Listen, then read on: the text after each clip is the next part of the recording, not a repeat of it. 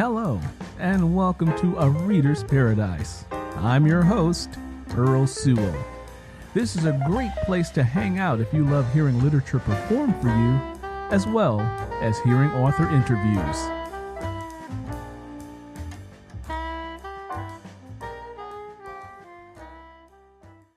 So this is a short piece of fiction called The Broken Colored Glass that I wrote back in undergraduate school, back in 1992. I truly hope you enjoy it. Before we get started, let's take a deep breath.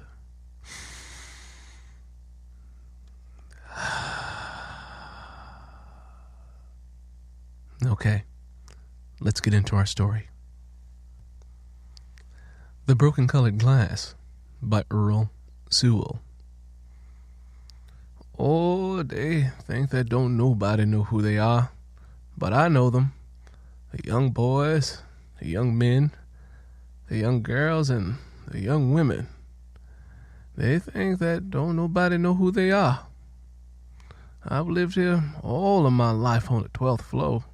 They used to call it public housing, but now it's simply called the projects. A person used to have pride when they said they lived in public housing, but that was way back when people were dying to get up in here. Back then, an apartment with a view of downtown was something to smile about, but not anymore. The only things people see are playgrounds with no swings and people who ain't used to things. They see curtains blowing out of windows, stripped cars with children playing in them, old garbage piled up in the corner, and water running down the sidewalk from busted building pipes. Even dirt and trash has found a home here because it doesn't blow away in the wind or rain.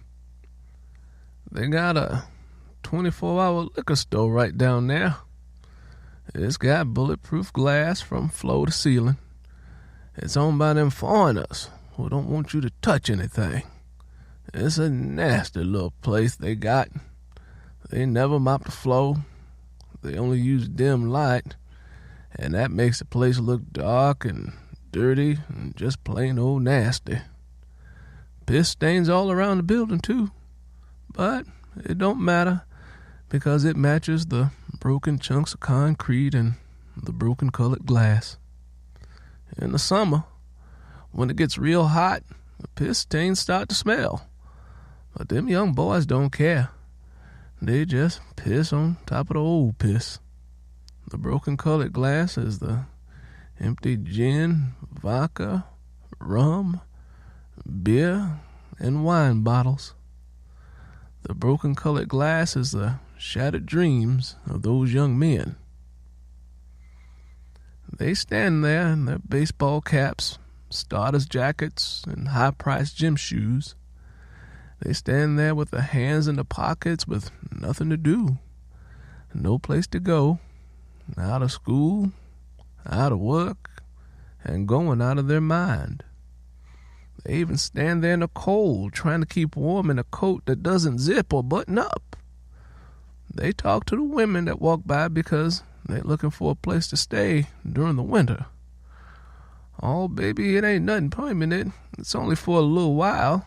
What you think? Can we hook up or what? Is the line they all use on them young girls. Hey, baby, this and hey, baby, that is what makes them young girls stop, stare. They smile and they giggle. Sometimes they just even laugh.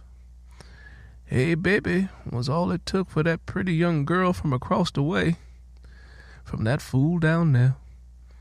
That girl's mama told her to stay in school and leave them boys alone. I ain't gonna always be around to direct your feet away from trouble, I heard her say to her daughter one day. Instead, that gal came home talking about she was pregnant. Her mama, bless her soul, went crazy that afternoon and put her out. I used to see her coming down 51st Street every day with that baby in her arms. She would come to ask Fred for some pamper and milk money, Fred always got slick when he was standing around the fellas. So one day he had a tune in his head, and he looked at her and he said, "Baby, my name is Fast Fred. I can't be carrying no sick baby to my bed. You know, if you'd use your head, you'd see that you better off dead." All the fellas laughed. That girl was confused, hurt, penniless, and pretty much homeless. That day, Fast Fred caused that gal to put her baby down and kill it dead. The broken colored glass is the shattered dream of a young life. 2:30, and Mr. Dope Dealer is right on time. He pulled into the parking lot in his black Benz that has black tinted windows. He had on his black leather outfit and his black fur coat. He popped the trunk, put his foot on the bumper, and slid the coat back so that he could show off his gun. The young men went over there to buy them some drugs, but some fool snatched some of the drugs and ran off toward a playground full of kids getting out of school. Mr. Dope Dealer pulled out that gun and shot. Boom! Boom! Boom! Boom! He missed the thug and shot 2 kids. Those young men didn't say or do anything. The broken colored glass just killed 2 kids.